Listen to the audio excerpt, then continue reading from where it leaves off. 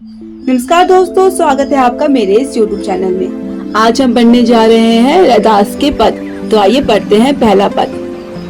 अब कैसे छूटे राम नाम रटलागी, प्रभु जी तुम चंदन हम पानी, जाके अंग अंग बस समानी। प्रभु जी तुम घन बन हम मोरा, जैसे चितवत चंद चकोरा। प्रभु जी तुम दीपक हम बाती, जाकी ज्योति बड़े दिन राती।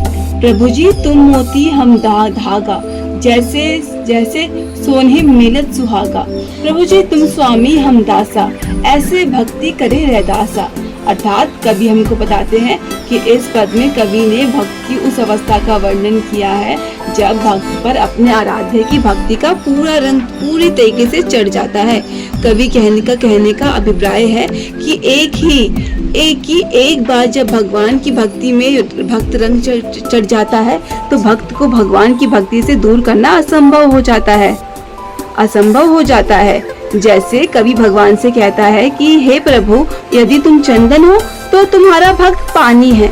कवि कहते हैं कि जिस प्रकार चंदन की सुगंध पानी की तरह बूंद बूंद में समा जाती है, उसी प्रकार प्रभु जी भक्ति में भक्त के अंग अंग में समा जाती है। कवि भगवान से कहना चाहते हैं कि प्रभु, यदि तुम बादल हो तो तुम्हारा भक्त किसी मोर के समान है, बादल को देखकर ही नाचने लगता है। कवि भगवान से कहते हैं कि प्रभु, यदि तुम चांद हो तो तुम्हारा भक्त उस चकोर पक्षी है, जिस तरह वो बिना अपनी पलकों को झपकाए चांद को देखता रहता है, उसी प्रकार वो हम तुमको देखते रहते हैं। कवि भगवान से कहते हैं कि प्रभु, यदि तुम दीपक हो तो तुम्हारा भक्त उसकी बाती है की तरह, जो दिन रात रोशनी देती है। कवि भगवान से कहते हैं कि प्रभु, यदि तुम मोती हो तो हम तुम्हारे भक्त उस धागे के समान है जिस मोतियों में तुम्हें पिरोया जाता है। यानी कि कवि हमें समझाते हैं कि वो भगवान से इस तरह से जुड़ा हुआ है जैसे कोई मोती हो, कोई पंछी हो, कोई चकोर हो, इस तरह से जुड़ा हुआ है। उसका असर एक ऐसा होता है जैसे सुहाग डाला गया हो, उसकी अथा सुंदरता और भी निखर जाती हो। कवि रैदास अपने आराध्य के प्रति अपने भक्ति को दर्शाते हुए कहते हैं कि मेरे प्रभु, यदि तुम स्वामी हो तो मैं तुम्हारा भक्त अर्थात आपका दास यानी कि नौकर हूँ। यानी कि इस पंक्तियों के माध्यम में हमें कवि क्या बताना चाहते हैं कि हम भगवान के क्या हैं, सेवक हैं। हम भगवान से इस तरह से जुड़े हैं जैसे चंदन जुड़ा, जैसे चंदन पानी में मिल जाता है तो अंग अंग में बस जाता है। मोर की तरह जैसे बादल आते हैं तो मोर होता है, उस तरीके से। यानी कि इसमें सबके प्रति आभा दी गई है प्रभु से। दूसरे पद में बोला हुआ है कि दूसरा पद जो इसके अंदर है उसमें बोला गया है कि ऐसी लाल तुझ बिनु कौनो केरे, गरीब निवाजू घुस आई मेरा माथा छत्रु धेरे। जाकी ज्योति जगत कऊ लगे, पर तू ही डरे। निछू ऊंचे करे मेरा गोविंद, काहू न डरे। नामदेव कबीरू तिलोचनु, साधना सेनु तरे। कहे रविदासु सुनहु, रे सत्सौ हरिजयु ते सभे सरे। यानी कि इसमें क्या बताना चाहते हैं, इसकी व्याख्या क्या है।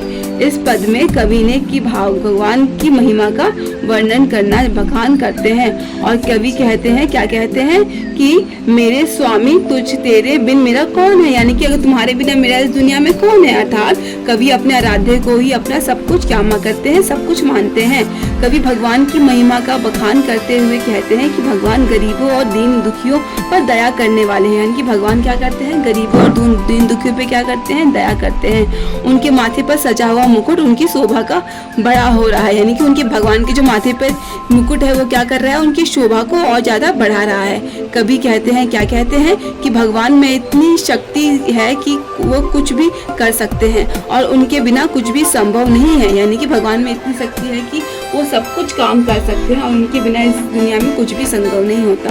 कहने का तात्पर्य यह है कि भगवान की इच्छा के बिना दुनिया में कोई भी कार्य संभव नहीं है।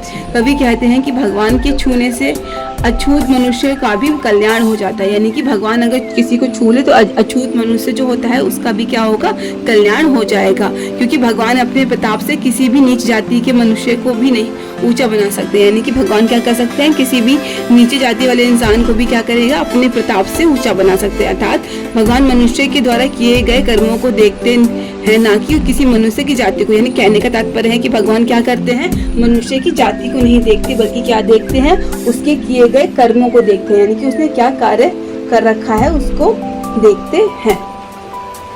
कवि उदाहरण देते हुए कहते हैं कि जिस भगवान ने नामदेव, कबीर, त्रिलोचन, साधना और सेनु जैसे संतों का उद्धार किया था, वही बाकी लोगों का भी उद्धार करेंगे। यानी कि जिस तरह से भगवान ने इन सब लोगों का उद्धार किया था, उसी तरह से वो भी क्या करेंगे, बाकियों का उद्धार करेंगे।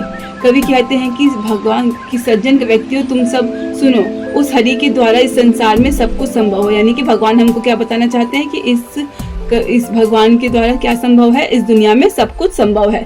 तो इन दो पद के माध्यम से हमें कवि हमारे भगवान के, ईश्वर के प्रति जो हमारे अटूट आस्था है और उनके प्रति हमारे जो मन में प्रेम है उसको दर्शाते हैं, और हमें ये बताते हैं कि हमें भगवान पर हमेशा विश्वास कर रहना चाहिए, क्योंकि वो कभी भी गलत नहीं कर सकते हैं। मुझे उम्मीद है आपको वीडियो समझ में आई हो। अगर आपको वीडियो अच्छी लगी हो तो आप मेरे अन्य वीडियो को भी जाके देख सकते हैं। धन्यवाद।